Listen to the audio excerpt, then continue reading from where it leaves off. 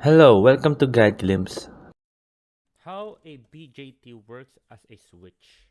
So here, so first off, what is a BJT? For those who don't know, it's a bipolar junction transistor, or BJT. Is a semiconductor device that acts as an electronic switch or amplifier.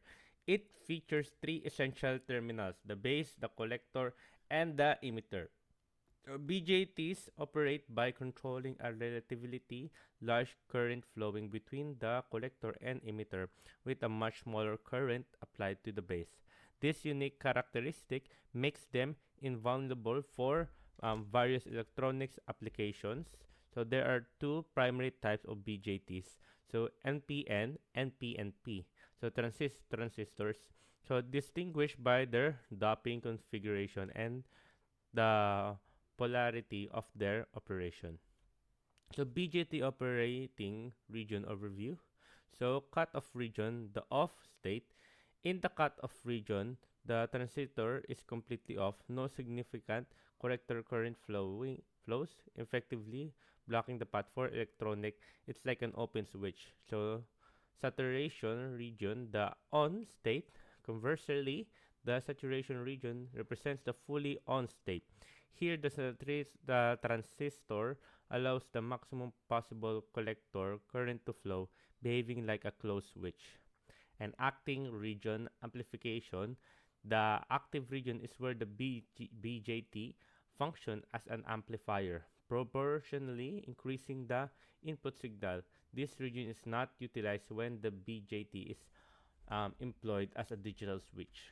So using BJT as a switch, so it's a basic concept. So the fundamental principle behind using a BJT as a switch lies in its ability to control a large current with a small one.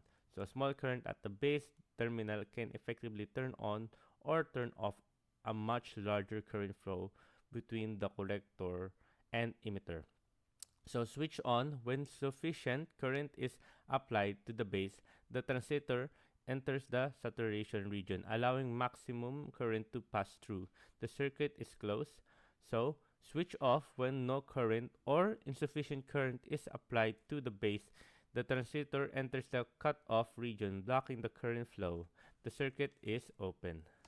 So here, NPN transistor switch circuit diagram, as you can see here. Here's the diagram for it.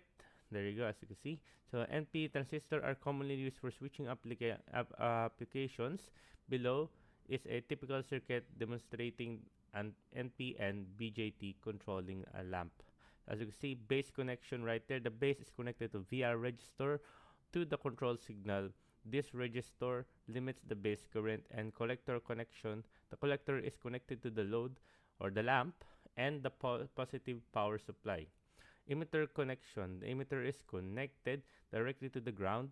So operation right there is when a positive control signal is applied to the base, a small current flows, turning the transistor on saturation and the lamp illuminates. Here, when no signal is applied to the base, no signal current flows, turning the transistor off and it cuts off and the lamp remains off. PNP transistor switch circuit diagram, as you can see right there. Here's the PNP transistor also function as a switch, but with inverted current and voltage polarities compared to NPN types. Here, example with a lamp load, as you can see right there. So the basic connection, the base is connected to via register to the control signal, typically from a voltage that pulls it low. The emitter is connected directly to the positive power supply. Collector connection, the collector is connected to the load or the lamp and then to the ground. Operation, the transistor turns on saturation when the base is pulled to the voltage or the close ground and allow current to flow from emitter to collector and the lamp illuminates. So it turns off when the base is at high voltage close to the positive supply and blocking current flow and the lamp remains off. Here, cutoff region explained. The cutoff region is the BJT's alt states, where it behaves as an open circuit blocking current flow. This is the critical for discrete switching application. Zero base current. The defining characteristic of the cutoff region is the base current. So he is a zero or negligible. So reverse base junction, both this emit both this emitter and the base collector junction are reverse bases, preventing any significant current from flowing across them. No collector current, consequently, there's no collector current, and the load connected to the collector remains inactive or off. So saturation region explained. So here, this one is a the saturation region is a BJT's on state, allowing the maximum current flow and behaving like a closed circuit. This is ideal for activating loads. So sufficient base current, enough base current is supplied to fully drive the transistor into its on state. Forward base junction, both the base emitter and the base collector junction are forward base, facilitating maximum current flow. Max collector current, the collector current flows freely, limited only by the connected load and power supply.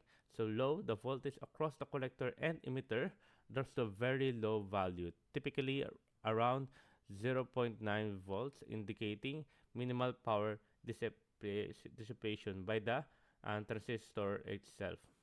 So here, why use a BJT as a switch? The BJTs offer significant advantage when used as electronic switch, making them cornerstone in many digital and powerful control circuits. So high current control enables small base current to control large collector currents, managing substantial power loads.